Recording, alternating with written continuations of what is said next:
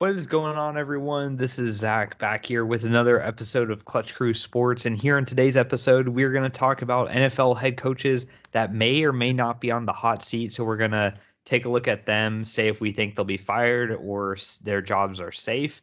And then later on, we're going to review, or as I should say, preview 3 NFL matchups for next week. Next week in the NFL is a stacked schedule, lots of great matchups. We're going to take a look at 3 of them. We have a really good lock board to review, so I'm proud of the way everybody did in the lock board. We'll get to that. And then we'll go around the NCAA and talk about some college football stories and take a look at the new rankings. So that's what's on the dock for this episode. Hopefully you guys enjoy. And now let me introduce you to the rest of the crew. What's going on, guys? This is Eric, your ranting co-host here. I am finally back. It's been almost a month now. It actually would have been a month if the guys could have recorded the episode last night. So I am glad to be back. Had a fun trip. Went to 2 Jaguars games, even though they lost both of them. I was going to ask if that was fun because of that or not. I mean, that, not that obviously the game wasn't fun, but, experiencing a new stadium, in Houston was cool. And in the Jags game, I got to, hang out with Zach and my Uncle Steve and my dad and Sierra. So that was all fun and seeing my family. But at the same time, I'm glad to be back home and glad to be recording another episode of Clutch Crew Sports. So I hope you guys enjoy tonight. And what is going on, guys? It is Connor, the co-host with the most, and, kind of had a disappointing football week this week. UNC got blown out. The Steelers got blown out. Thankfully, App State managed to give my teams a little bit of respect by winning again. So, seems like recently it's like I have to put my faith in Appalachian State every year, which is kind of weird. You'd think that the Steelers would be doing better, but go Mountaineers. But I'm excited for this episode. Excited to talk about some NFL and talk about, another good lockboard week that I had. So I'm excited. Yeah, for sure. Let's go ahead and get things started, guys. We did something like this last year. This year, the set of head coaches that we're going to talk about that could potentially be fired, I think it's a lot different of a set. There was so many lame duck head coaches last year, like Bill O'Brien, Doug Marrone, and Adam Gase, that like everybody agreed on was going to be fired. Like there was no questions on that. This time around, though, I think there's a good debate on both sides for almost all of these coaches. So let's get into things, guys. The way we'll be doing this is the sliding meter. So we each have our pictures. On one end of the spectrum is safe. On the other end is the you're fired. And then we'll just see where we fall for each of us on all of these head coaches. So let's get things started and talk about the first coach, Mike McCarthy for the Dallas Cowboys. What do you guys think? Safe or fired?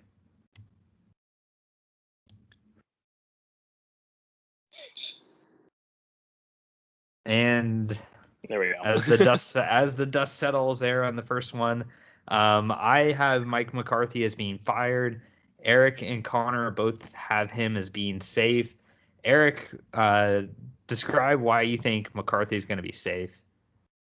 I think Mike McCarthy is going to be safe just because the Cowboys are off to a pretty good start this season. And obviously, if there were to be some kind of disaster to happen and them go on some kind of crazy losing streak, then I would change my opinion. But they almost beat the defending champion Bucks in week 1. And really, if their kicker hadn't screwed up, then they really would have won the leg. Game. Yeah, Greg the leg kind of choked that time. But the defense looked better against the Chargers, and they managed to get that win. And which right now, at the time of the recording, they're playing the Eagles right now at 7-7. So who knows what will happen in that game by the time it's all said and done. But I think the Cowboys are off to a good enough of a start to where, I will say I think the grace period is over though. So I do think if they have a bad year this year, then he very well could be fired. But I think they're off to too good of a start right now to really say oh, he's probably fired. I'd say the seat's a little warm, but it's not hot. All right. And then I'm at the other end of the spectrum thinking he's going to get fired, mainly because I think him and Jones, I don't think have the greatest relationship. And I could honestly see this as a situation where the Cowboys go, they sneak into the playoffs, winning the division, and then they get bounced in the first round. And even losing in the first round of the playoffs, I don't think that guarantees his safety. I think if Jerry Jones doesn't like the way the team is going, if they have, there's still lots of expectations for the Cowboys, I think, internally. And I just don't think Mike McCarthy's that inspiring enough of a head coach. I think it's definitely possible there could be some player input in the decision where, players are just like, hey, we're not responding to Mike McCarthy's speeches or whatever. Like, we just don't like the way the team is going. I think it could be a situation like the Titans had with Mike Mularkey where they fired him after the playoffs. So I could see him being safe, but right now I think ultimately he does end up being fired, and I think it's going to be this year.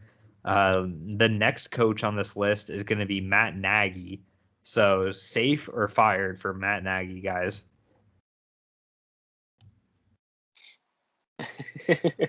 I can't do that. Okay. Yeah, if you're watching this on YouTube, there may be some weird movements with my picture because I'm. Hey, well, we know which one is yours at least. So. Yeah. All right. So the way this settled, I have Nagy opposite. on this. Opposite as last time. Basically, I've got Nagy as safe. Eric and Connor have him as fired.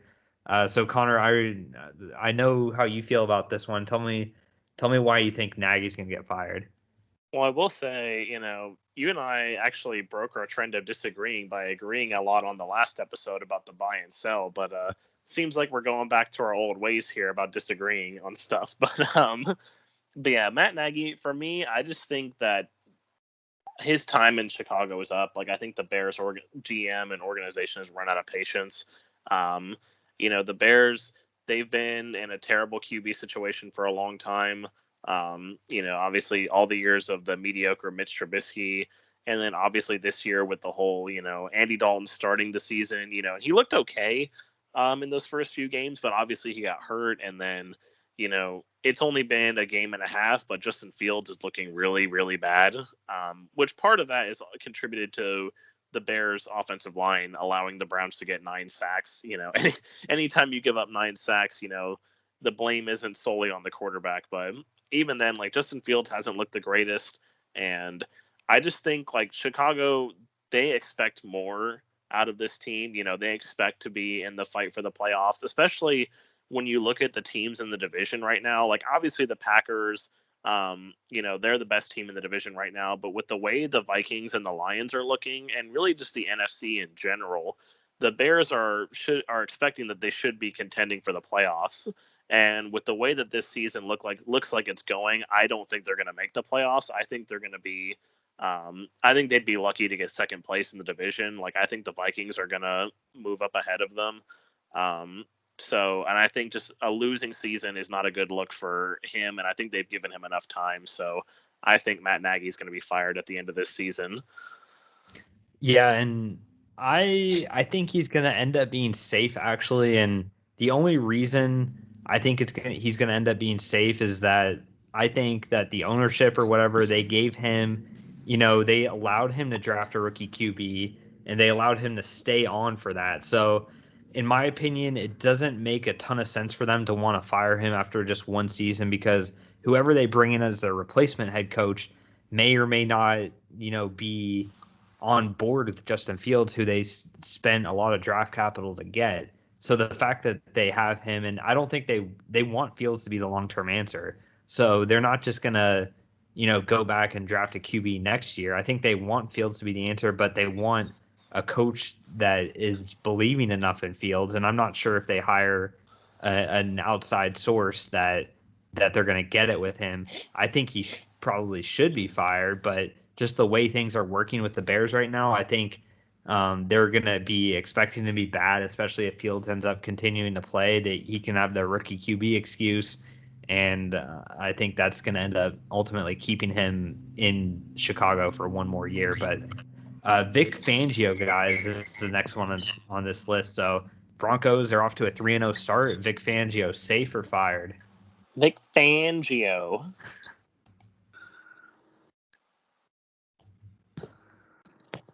All right, and the dust has settled on this one as well. Eric thinks Fangio is going to be safe. Connor and I are more on the fired side. So, Eric, why is Fangio going to be safe for the Broncos? I think Fangio is going to be safe just because, I mean, obviously the Broncos have had a weak schedule to start off the season, but they're playing really well. I mean, nobody can deny that. Like, they've been pretty dominant, especially in their last two games. So, kind of again, like with the Mike McCarthy thing, like, if it falls off the rails, I could, then see him being fired. But I don't know. The Broncos just seem to have a good thing going. Teddy Bridgewater has been a much bigger upgrade over Drew Lock. He's playing pretty well. Cortland Sutton's been doing well in his return from injury. And I know they haven't, really been tested yet, but that defense is looking pretty good as well. So, I mean, if they keep this up, I don't really see how he could get fired, barring a disaster. But I will say, kind of like with McCarthy, though, like, the seat is warm, but I think at least for now, it's cooling down. All right, and then Connor, tell me why you think he's going to be fired. I know it's going to have a lot to do. You're not sold with the Broncos' wins right now, and you think they really need to go in another direction, as a team, right? Yeah. So, well, honestly, I thought more about this too, since spoiler alert, we tried to record this yesterday, and that didn't go so well. So, but yeah, no, I think the thing for me with Fangio and the Broncos is that I honestly see this kind of more like how you saw the Cowboys situation with McCarthy. Like, I mean, obviously, like Eric said, they haven't played the best competition. I mean, the Giants, the Jets, and the Jaguars, like three of the worst teams in the NFL right now. But they still managed to, like I said, they are 3-0. But I could see this as a situation where they could, like, maybe sneak into the playoffs. Maybe. I mean, the AFC has a lot of good teams. But they could maybe sneak into the playoffs. But they would, if they do that, I expect them to be a first round boot. They would sneak in as probably like the 7 seed, and then they'd probably get outed by someone like the Bills or the Titans or someone like that in the first round. So, or the Browns. And I think the thing for the Broncos, in my opinion, that more so the reason also why I think he needs to be fired, or why he will be fired, is because I think the Broncos really need to go in a different direction as a team, in the sense that they've had so many defensive-minded head coaches in the last 10 years. I mean, other than the 2 seasons that they had Gary Kubiak, they had John Fox, they had Vance Joseph, and now Vic Fangio, who are all defensive-minded head coaches. And yes, this defense has looked really good, and it's an up-and-coming defense. You still have, I know Bradley Chubb's injured, but he should be coming back at some point this year. They drafted Patrick Surtain, and he looks really good. But honestly, despite how good Surtain has been, I really think they should have spent that pick on a quarterback, like either Justin Fields or Mac Jones. Because, the quarterbacks that Elway has picked in the past have not worked out. Case in point, Drew Lock as one of the main ones. And I really think they need to bring in a younger offensive-minded head coach to really get this organization going in the right direction. Because that's what's held them back for so long, ever since Peyton Manning left. And, this defense isn't at the level of what the defense was in 2015, when Von Miller was a total beast, and they still had DeMarcus Ware, and they still had the no-fly zone with Aqib Talib and Chris Harris. This isn't that defense. It's a good defense, but it's not a number one defense like that was. So I really just think an offensive-minded, younger head coach to bring in and develop a new quarterback would really help this team a lot. And I think the organization's thinking that too. All right, Zach Taylor is the next one, guys, for the Bengals.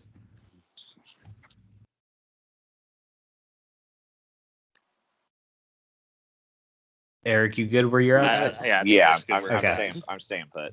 Okay. All right. So, guys, we all agree on something here. We all agree that Zach Taylor is going to be safe. I'll speak on this one quickly. It's Zach speaking about Zach. I have to do it. So the reason I think Taylor's going to be safe is the Bengals right now, they're an up and coming type team. Taylor's going into his 3rd year as the coach, 2nd year with Burrow, and they're showing signs of improvement already this season. The Bengals as a team aren't the type to make head coaching changes very often. You know, they had Marvin Lewis for so long, even when he was losing. Thank you for that, Cincinnati. Yeah. But with Taylor, it seems like while I'm not sold on him specifically, I do think they're going in the right direction. Kind of like the Arizona Cardinals, in my opinion. Like, you know, they struggle with the rookie QB, and then they show signs of improvement in the next couple of years, and they're hoping to be a potential playoff team in the future. So I think they like where things are at with Taylor. That so far it's been a success this season. I really think he's going to end up being safe, mainly because he's on the Bengals, and also I think he's going to be showing enough signs of improvement to keep him safe. Cliff Kingsbury, speaking of the Cardinals, Cliff Kingsbury, the next one on the warm seat here. So for Kingsbury, safe or fired, guys?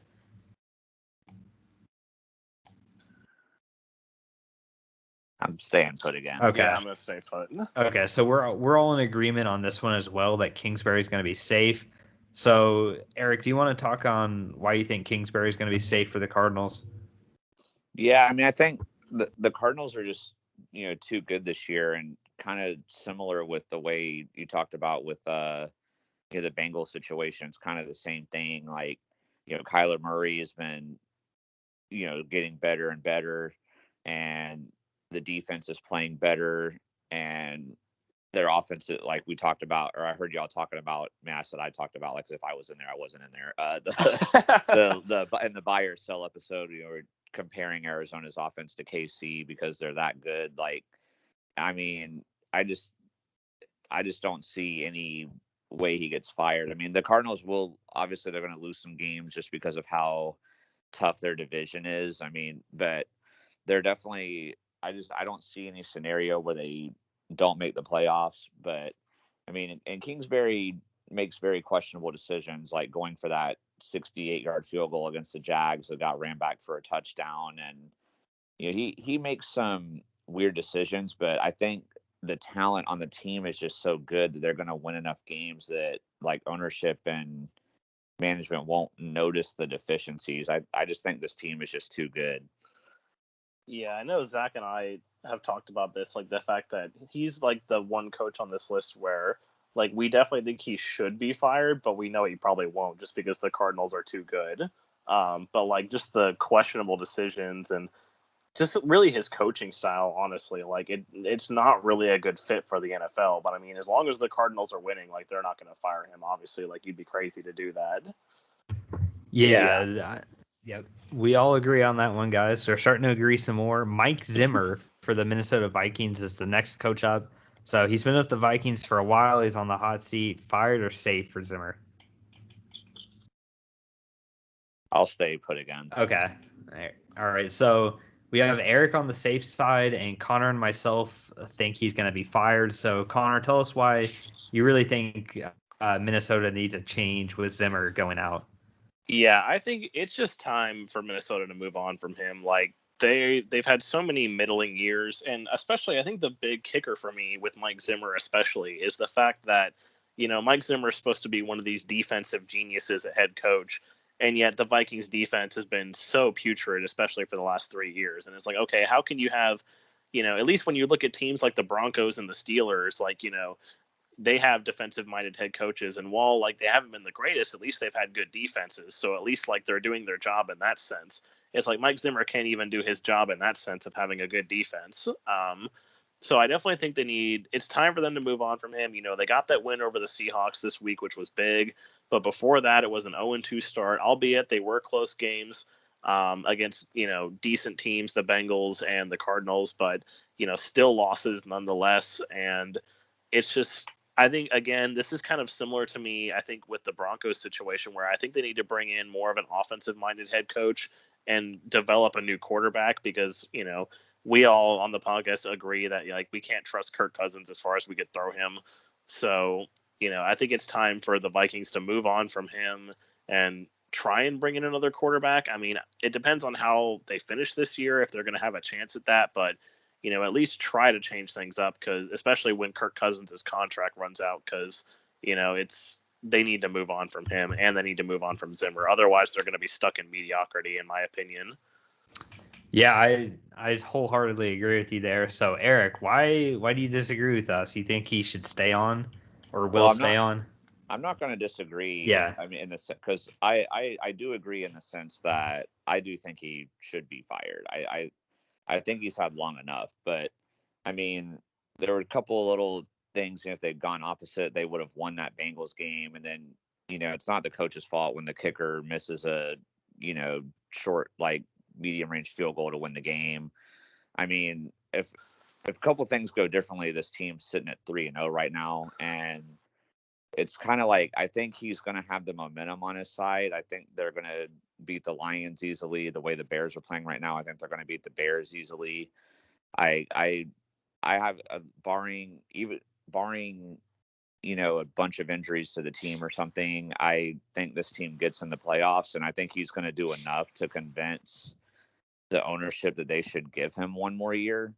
But I definitely don't disagree with you guys in the sense that I think he needs to be let go. I do think Minnesota needs to move on, but I just the way things are looking for Minnesota this year, I don't think it's going to happen. All right, and one more coach to discuss before we move on. A real interesting case here, but Joe Judge for the New York Giants going into his second year. Where do you guys stand on Joe Judge?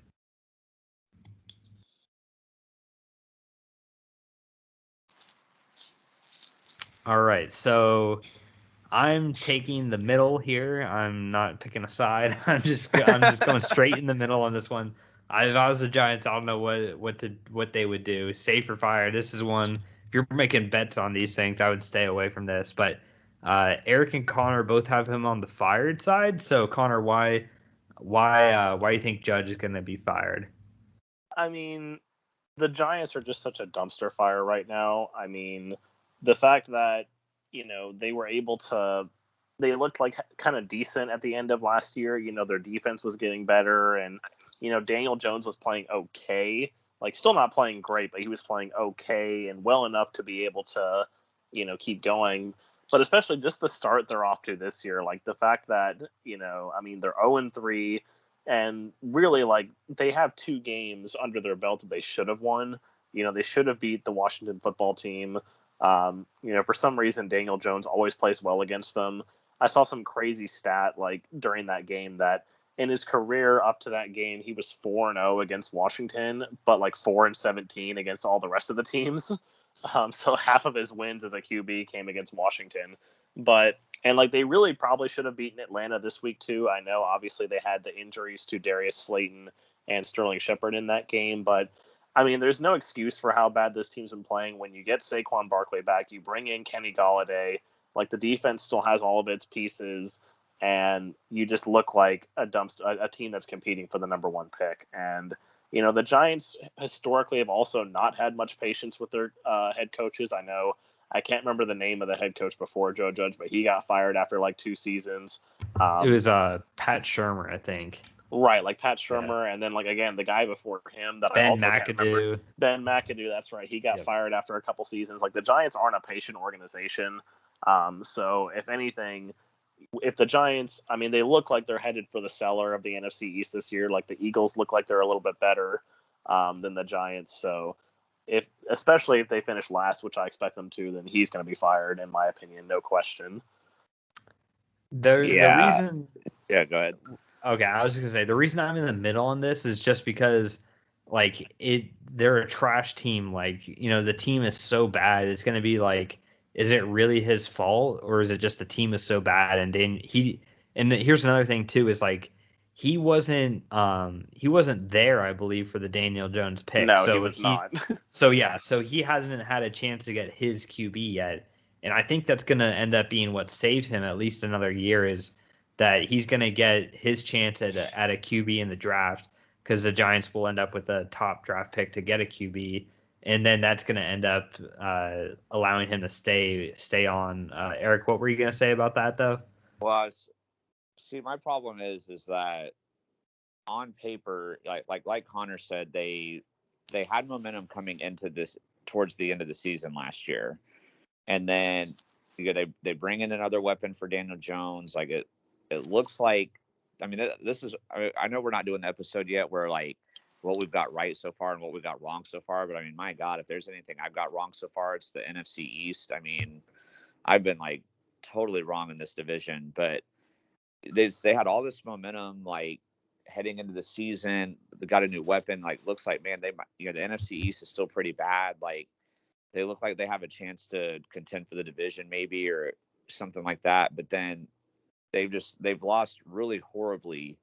I mean, the game against Washington with that penalty at the end, I mean, that's bad discipline. Bad discipline comes down to coaching and how they couldn't manage to beat a lowly Falcons team with Matt Ryan, who's just been like, and like really the worst terrible. and like the worst defense in the league. Like, yeah, like the Falcons are. See, the problem is it's also like who they've lost to. Because yes, the Broncos are 3-0, but they've had a really weak schedule so far. Washington has not looked very good, and they blew that game. And then the Falcons look like one of the worst teams in the NFL to me, and you can't even beat them at home. So I think the problem for me is that if I'm like the Giants ownership is like, yes, it's not a great team. Yes, it's not the quarterback. He didn't draft this quarterback, but it's like the team is getting worse under him, and that scares me. Like if they were still making some decent progress, I'd say, okay, you can keep your job, you can draft your quarterback. But I would be scared as an owner just seeing that the team is getting worse. I don't know. I hear you guys. That's why I'm in the middle on this. I really think it could go either way. Like, but yeah, that's gonna wrap up the coaching hot seat. So other than we in our opinion, we picked the coaches most on the hot seat this season. I think there's like 8 of them. So we'll see at the end of the year what ends up happening. It'll be really fun to go back and look and see what we got right and wrong individually on that set of predictions. But let's go ahead and take a look at some more predictions for this upcoming week in the NFL, guys. Like I said, lots of great matchups coming on this week. You've got the 3 we're going to talk about. You also have Seahawks, San Francisco. That's always a good one. Steelers, Packers. That's like a real traditional type of game there with 2 blue bloods. Panthers, and then Cowboys. Panthers, Cowboys, Raiders, Chargers for the AFC West lead right there. So lots of good games. It's kind of odd saying that. Yeah. Say, don't forget about Jags Bengals Thursday night primetime. The Thursday night snooze fest continue. Yeah, I'm allowed to say that. I'm a Jaguars fan, so I can say that. Okay, it's like you don't want anyone to pick on your sister, but you're allowed to do it. That's like Jaguars. Sierra, did you hear this? Okay. Oh man. Yeah, but yeah, so. They didn't even crack the list as the top 3 games. So let's go ahead and start with the first one. And that's going to be Arizona at the Rams. This should be a really good game to watch at the 4:00 window. You have 2 undefeated teams playing each other. So that's going to be good to watch. And then Stafford versus Murray. Both of them have been off to great starts. The Cardinals defense has been improving. The Rams already have a great defense. They've got a great offense, but really, I think the Rams are more solidified as a team. But for the Cardinals, to go on the road to LA and win this game would be a huge boost for them. I think winning an in-division game against a rival like the Rams would mean a lot to the Cardinals. For the Rams, I think it would be just staying the course. I mean, they just beat the best team in the Buccaneers this past weekend at home. So they're looking to avoid a letdown here. They're high on momentum and everything. So I could see this game going either way. I'm going to end up picking the Rams to win this game. I think traditionally, whenever Hopkins has faced Ramsey's gotten the better of him in the matchup, and Hopkins still he had a rib injury that he played through again last week, and he didn't look the same to me. He really didn't show up that much, just a few catches. They were really throwing to AJ Green a lot. So with the Cardinals questionable with their best weapon and the fact that Ramsey's going to be covered against him, I'm going to go and pick the Rams in this one. It'll be close, I think, but I'm going Rams at home. Connor, what about you? Yeah, I'm going to be in agreement here. I'm going to go with the Rams. They, in my opinion, they really put up a statement win this past week against the Buccaneers. Like, they were never really in danger in that game, which honestly, I thought that game was going to be really close, but it was amazing. It was crazy to me to watch and see the way that the Rams just kind of manhandled the Buccaneers in a way. Like the Buccaneers still had their moments, but the Rams, like I said, it was never in doubt for them. Matthew Stafford's looking like he could be on his way to an MVP consideration talk. And honestly, I think the biggest surprise for me that's also going to give the Rams the edge in this game is Sony Michel looked really good on the ground for them. Running back's been a concern for them. Cam Akers obviously went down with the Achilles injury. Darrell Henderson, again, is hurt for like the 500th time. And he's like, he might come back for this game. I don't know. I know he's got like a rib injury. We haven't heard anything, but Sony Michel looked like he could carry the load for them, which is encouraging news for them, especially if it opens up that passing game with Cooper Kupp and Robert Woods. And, Deshaun Jackson kind of turned the clock back in that game too with a long touchdown. So I think the Rams, like you said, are just the more complete team. And being at home, I have to give it to the Rams. What about you, Eric? Yeah, I'm not going to say too much else because I agree. I mean, the Cardinals look like a really good team, but the Rams look like the best team right now in the whole league. So I can't pick against them at this point. Sure, this will make Uncle Mike happy. All right, there you go, We did guys. you proud, Uncle Mike. We picked your team. Yeah, we all won with has the there Rams. ever been speaking of which, has there ever been a season where the Rams have been 3-0, but Uncle Mike has been 0-3 in fantasy football? Dude, never. Probably not. Honestly, probably not. The latter, I know for sure, is not. So, yeah, and Connor, let's get to this next game in the AFC between these two teams. Yeah, this is definitely an interesting matchup. The Ravens versus the Broncos. Obviously, the Broncos are coming into this game 3-0. The Broncos, they obviously, like we said before, they've played some pretty weak competition, playing the Giants, the Jets, and the why am I forgetting this already? The Jaguars. Probably because that's like the one game I didn't see any of. I actually watched some of the game against the Jets and the game against the Giants, but I didn't watch any of that game against the Jags. But yeah, so three teams that are like three of the worst in the league right now. So, but despite that, they are 3-0. The defense is looking good. They are at home. Going against the Ravens, which normally I would say that this is probably like heavily in favor of the Ravens, but the Ravens have looked pretty weak at times too. They had a pretty disappointing performance against the Raiders in week 1. And then literally, had it not been for a missed delay of game and a miracle kick, they would have lost to the Lions last week. So, which the Lions are one of the worst teams in the league too. So I'm just not sold on this Ravens team. Also, I think like they had that win over the Chiefs, but I think the Chiefs are actually a little bit worse this year. That defense of theirs is probably at the worst it's been in quite a while. So I'm not putting as much merit in that win as I probably normally would have. And also, the Ravens are really banged up still.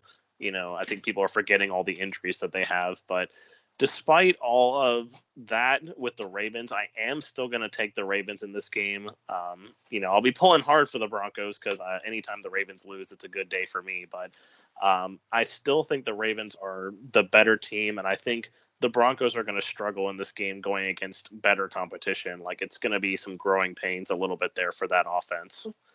Zach, what about you? Yeah, so this should be a real interesting game to watch. Look for Justin Tucker to make every field goal. No. He's going to make a 70-yarder in this game since it's in Denver. Yeah, that's true. Yeah, no, that's the thing. In Denver, he can make it from anywhere. But I'm going to go actually with the Broncos in this. I think being at home gives them that advantage. Like Connor was talking about, the Ravens haven't been super impressive, especially with their defense. I think they're just not as fierce of a defense as you would have expected from the Ravens. The Broncos, they're hot right now. I think they feed off the home crowd and win a close one in Mile High. Eric, what do you think on this one? Yeah, I'm going to agree with you. If the Ravens were fully healthy, I would be picking them.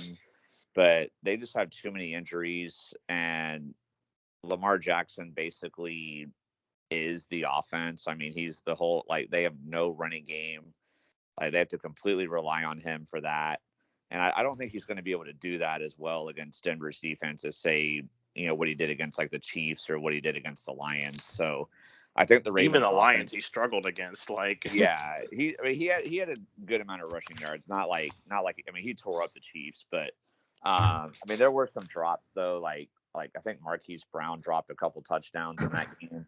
But yeah, I just think they're too banged up. They don't have enough weapons. I think it's going to be a low scoring game. I think Denver wins like 20-17 or something like that. But I am going to give the edge to Denver. I think Teddy Bridgewater's, since he can be kind of conservative, but he's consistent. Like he's he protects the ball. He doesn't turn it over. I think Lamar Jackson will probably have a couple turnovers. And that'll be the difference, I think.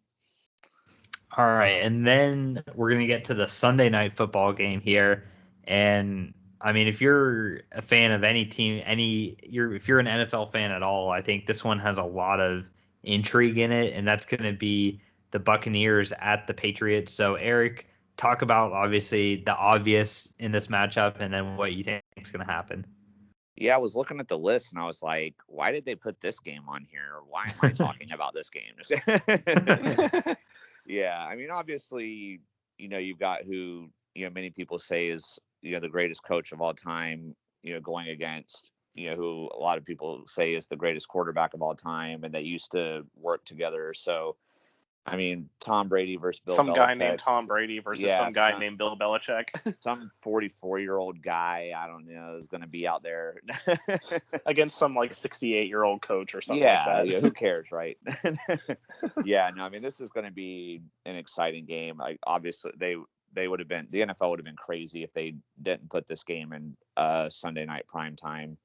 But unfortunately, I actually don't know like how exciting of a game this is going to be. I mean, obviously, you have the Tom versus Bill thing, but my problem is I just don't think the Patriots have a competitive enough roster to make this a close game. And after Tampa lost to LA to the Rams last week, they're going to be coming out playing hard, and obviously Tom's going to really want this game anyway, but I think he's even more motivated after losing to the Rams last week.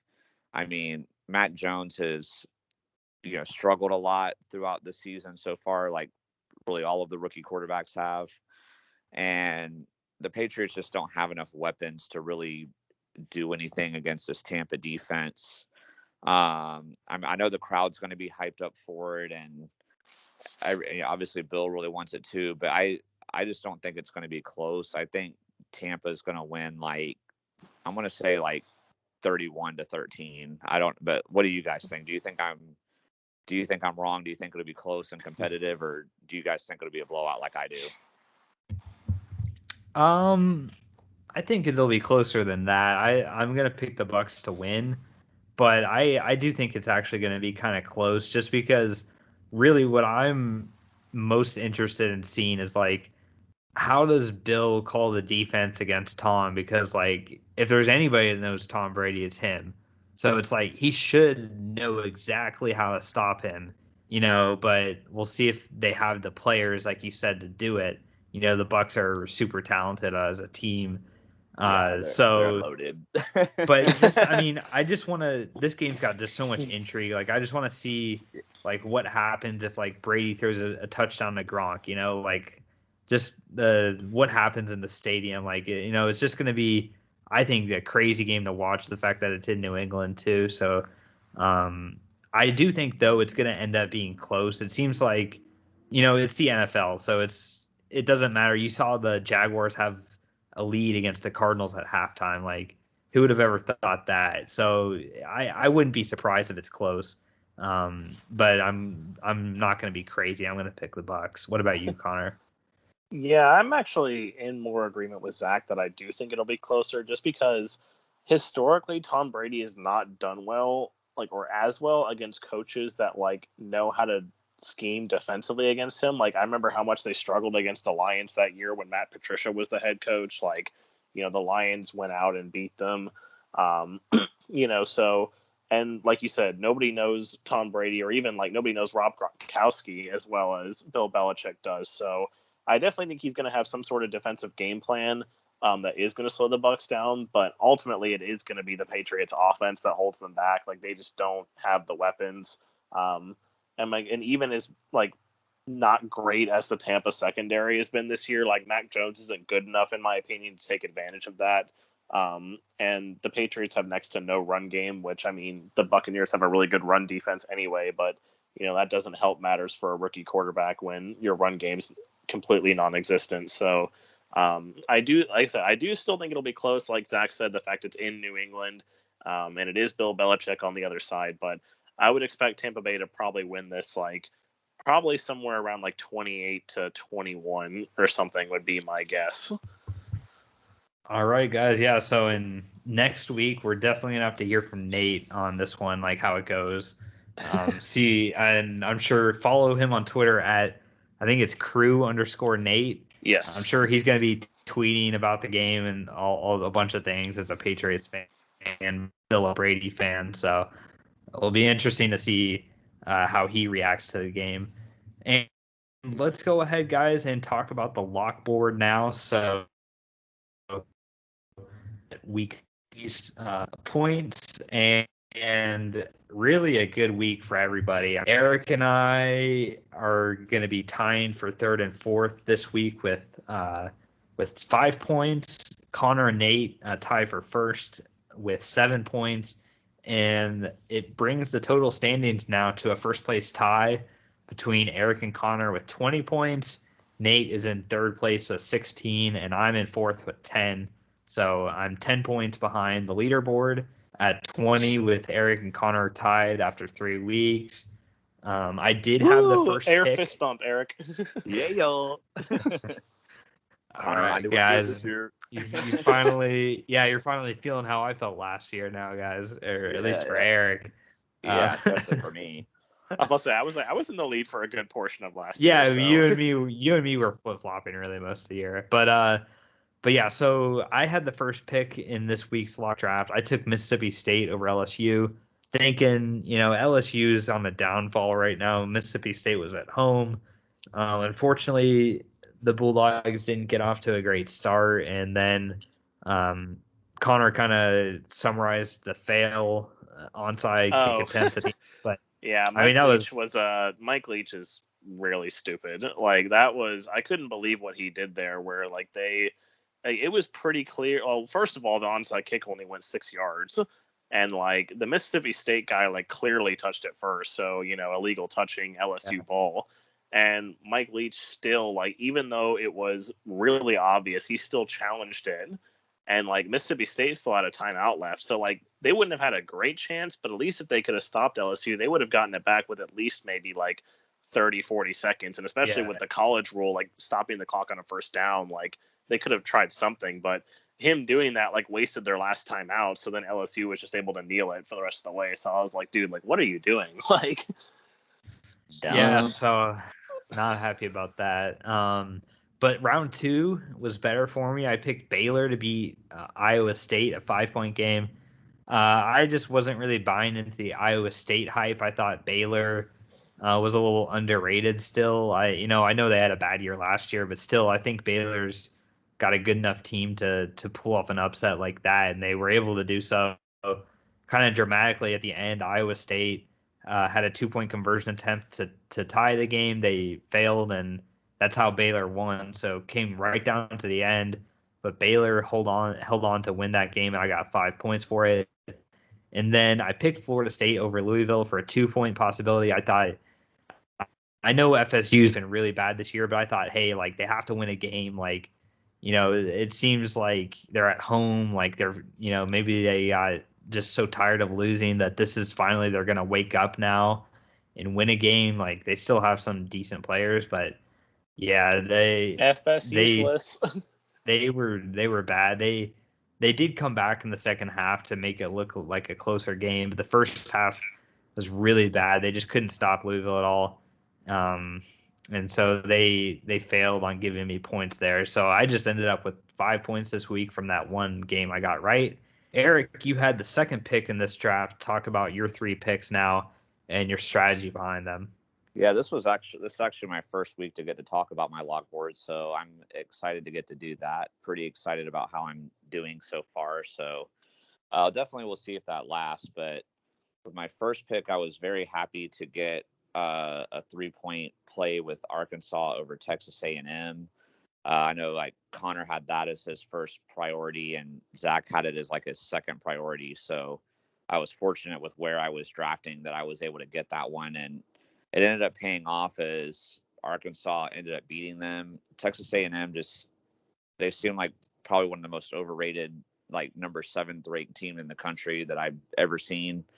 And Arkansas was hot, so I felt like Arkansas could get that win, and they did. And my second pick was my incorrect pick. I picked Kansas State over Oklahoma State. Looking at Oklahoma State's track record this season, they were undefeated, but it was against a bunch of like small schools, and they were like barely beating them. So I wasn't really that impressed with them. So I thought Kansas State would handle that, but I don't know. It's crazy because like it was either like week 1 or week 2 of the lock board last year. I took Kansas State in a 5-point upset, and they won for me and gave me those points. But every time I picked them since then, they've lost. So I don't know. So keep picking them is the thing, right? Maybe they're telling me to steer clear, No, totally. Keep picking them. Keep getting those wrong. But kind of like Zach with the FSU thing, it's like they're gonna get one for me eventually, right? But so that one I got wrong, and then finally I had the Saints over the Patriots as a 2-point play. I was kind of surprised that New England was favored to win that game. I know New Orleans had recently had a bad week against Carolina, but Carolina seems like the real deal and right now, and I wasn't too like swayed by that loss. And then New England, while they had just beat the Jets, like everybody's beating the Jets right now. So I wasn't really necessarily impressed that New England had won that game and that they were favored. So I was pretty confident with that pick that the Saints will get that dub, and they did for me. So happy to get 5 more points, although Connor did gain on me. So definitely excited for the rest of the season. But Connor, talk about your picks. Yeah, well, unfortunately for me, instead of having 7 points, I would have gotten a nice perfect 10 points this week if you hadn't stolen that Arkansas over Texas A&M game from me. But that's how the draft goes. So unfortunately, since Eric stole that from me, my first pick was Stanford over UCLA. I thought UCLA was coming off a pretty ugly loss. And Stanford, they had pulled off a surprise win over USC. And Stanford was at home. So I thought, maybe I'd take Stanford in that game for a 3-pointer. Unfortunately, it didn't work out. UCLA kind of controlled that game from the start. Stanford had a point where they kind of started coming back, but after that, they just kind of fell off again. So that didn't work out for me. But thankfully, then my second round pick, I was the only one to pick this. I was pretty surprised, like when we made our boards, and that was NC State over Clemson. Clemson to me just looked like a huge dumpster fire this year. I don't know how they were still ranked number 9. I guess it was just based off of merit, really. Like they were kind of waiting for them to lose. So in NC State, like even though they had a pretty bad loss to Mississippi State the week before, they had looked really strong in their 2 weeks before that. So especially with the fact that NC State was at home and this is a big rivalry, NC State really wanted to get that monkey off their back and beat Clemson. And it was a really close game, but NC State pulled it out. So that was good for 5 points. And then just like I talked about on the podcast last week, I had this in my lock board too. We talked about the Rams and the Bucs game, and I was the only one that ended up going with the Rams, and it paid off for me. The Rams did manage to beat the Bucs in a pretty decisive game. So that got me the 2 points and the 7-point week to lead me to tie with Eric for first place. Alrighty, and then Nate, his lock board, he had all greens on his, picking Minnesota over Seattle for 2 points, Atlanta over the Giants for 2 points, and then Notre Dame over Wisconsin for 3 points. So Nate got all of his right. He was happy on every pick he made. totaled him 7 points this week.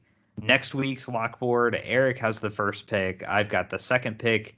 Nate has pick 3, and Connor's got the last pick in the draft. So that's how next week's will go. And then Connor, give us a fantasy football update for our Podcasters League.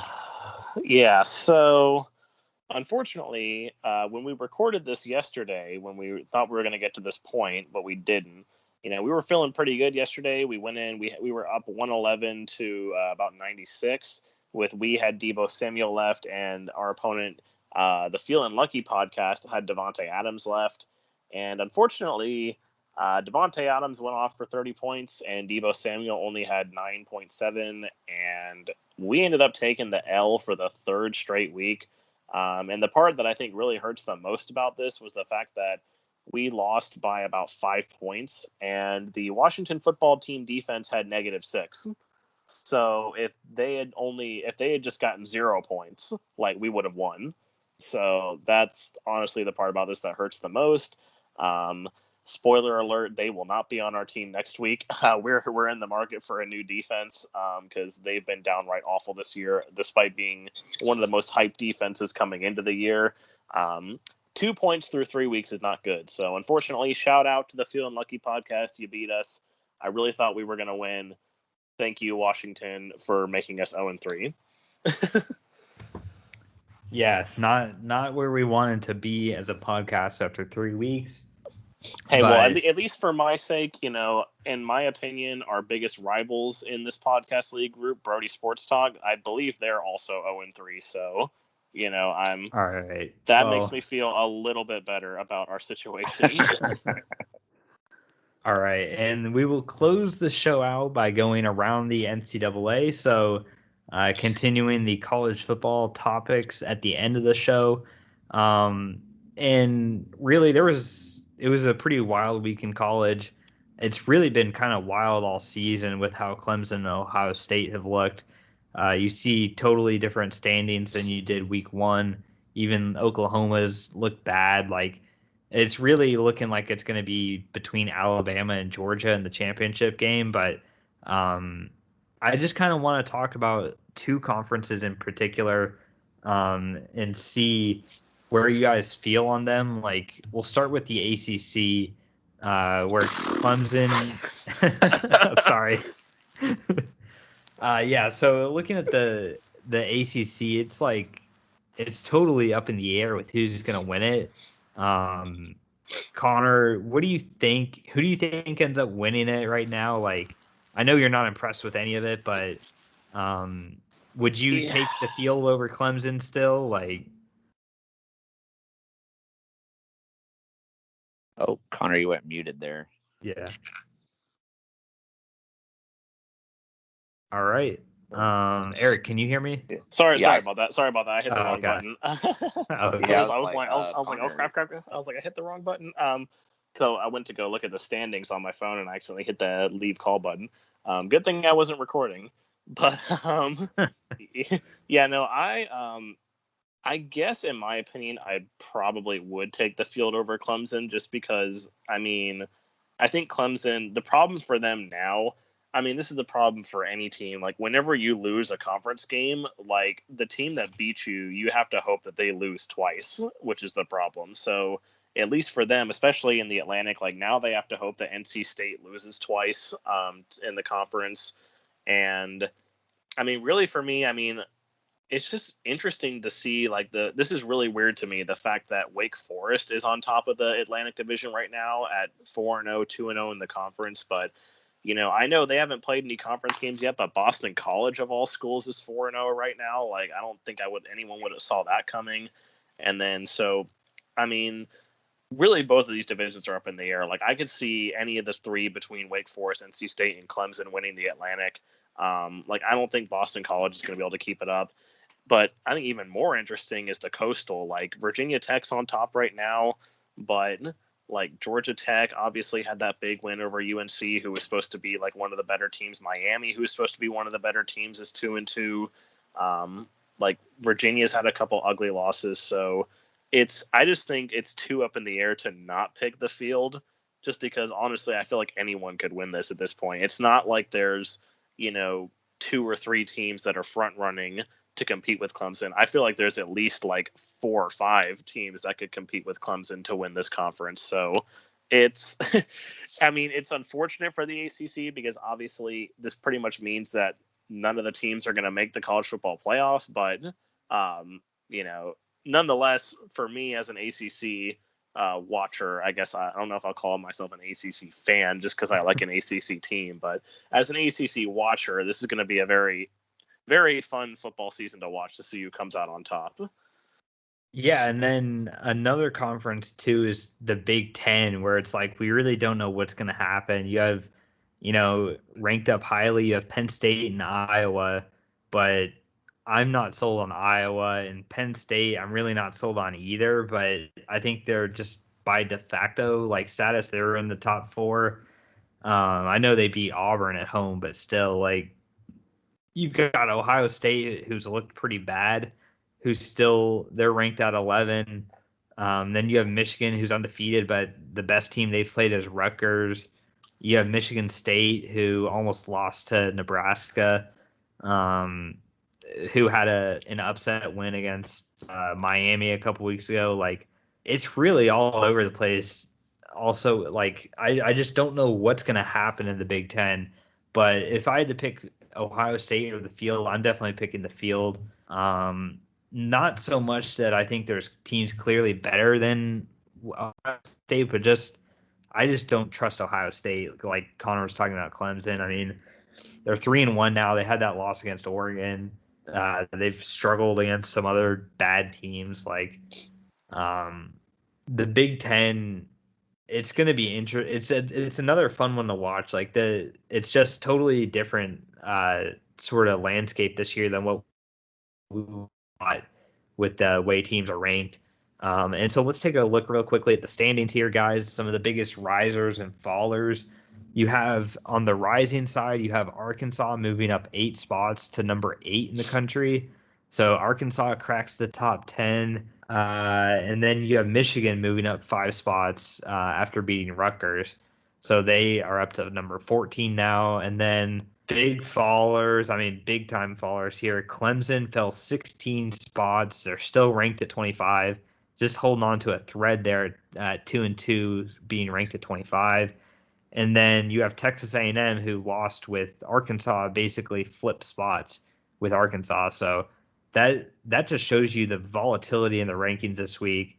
3 teams moved eight spots basically or more in the rankings. So I know we've been doing this every week, but taking a look at the top 25 here, do you guys have any problems with the rankings right now? Me personally, like I still think Penn State is a little too high at 4.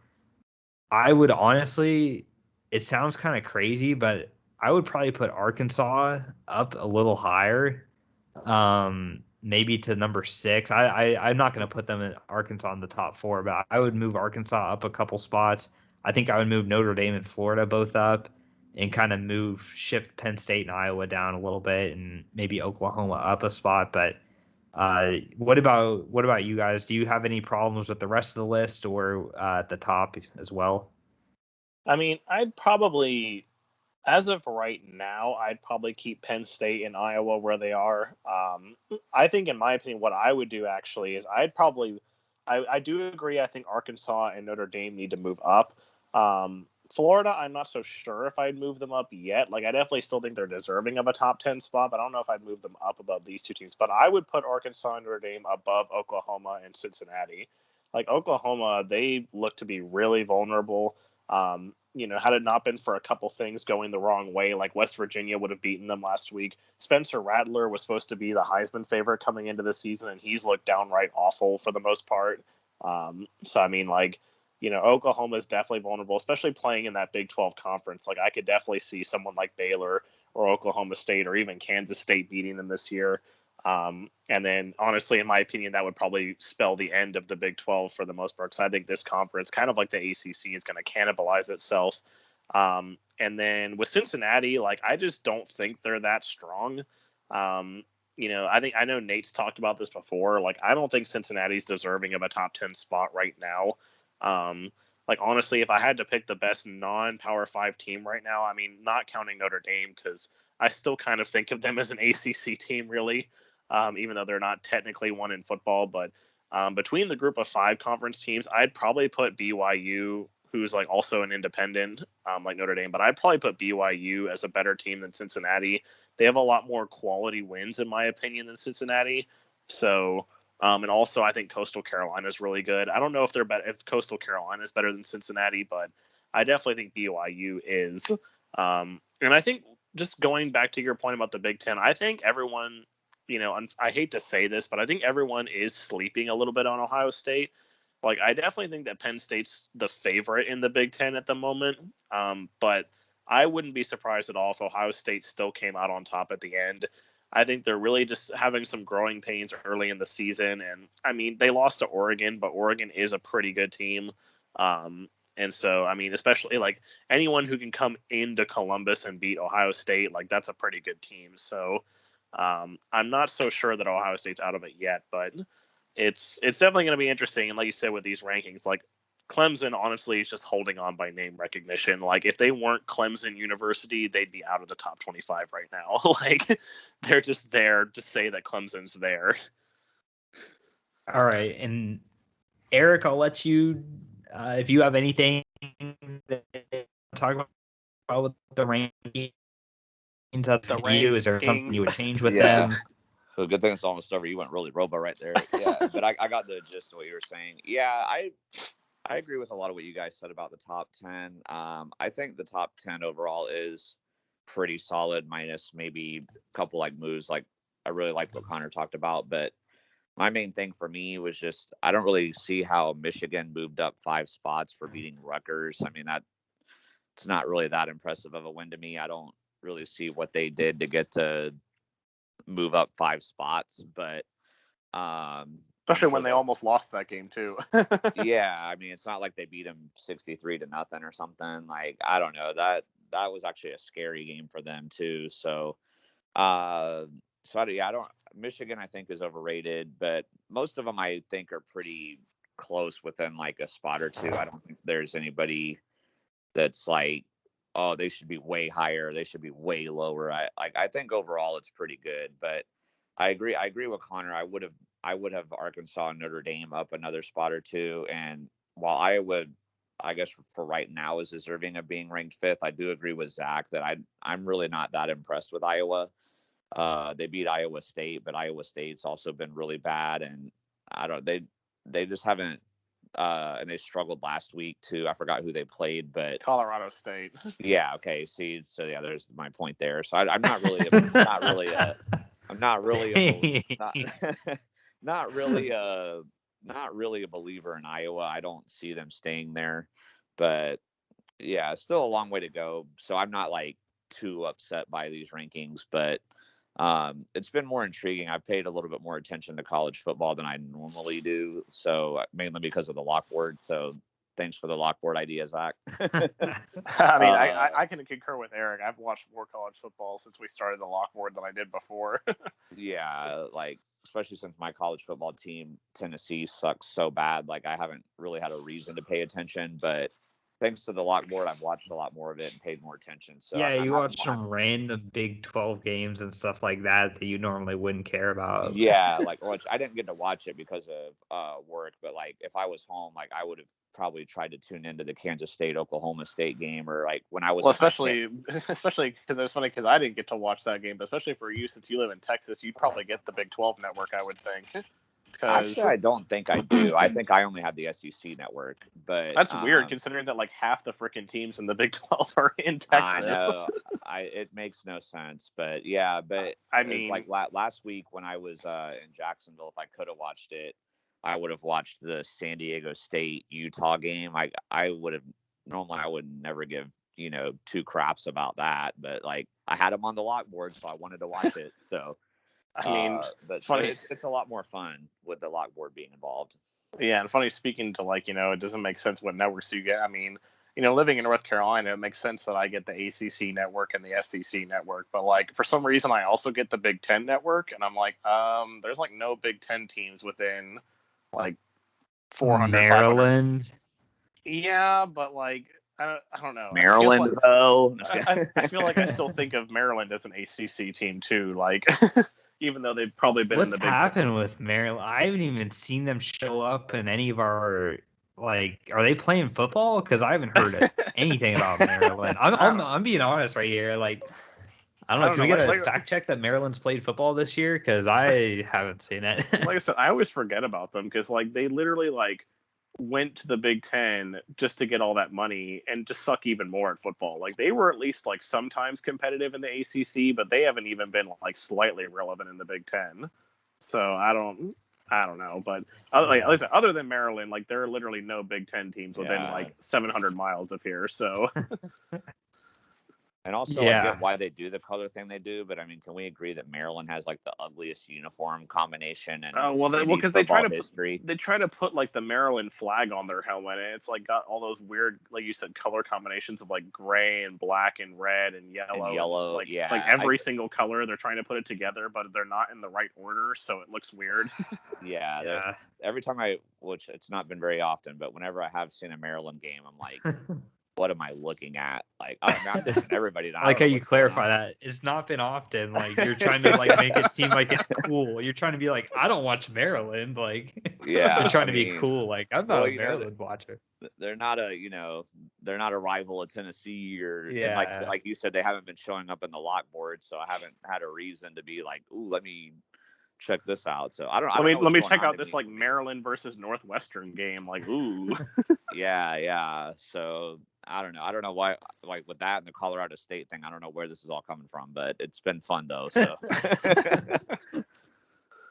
exactly? I said it about Tennessee too. I diss my own team to see like if you're a Colorado State or Maryland fan listening to this, you can't be like, oh, he's dissing my team. Like I diss my own team. So yeah. I mean, honestly, if your team's got to get better, sometimes you have to diss your own team, especially when like for you guys knowing as being like Jags fans and stuff, it's like honestly, it's like you sometimes have to hate on your team. Defending it. Like I know what's like. I mean, if you hear any of our NBA episodes, I like to hate on the Charlotte Hornets for all their dumb free agent moves that they make.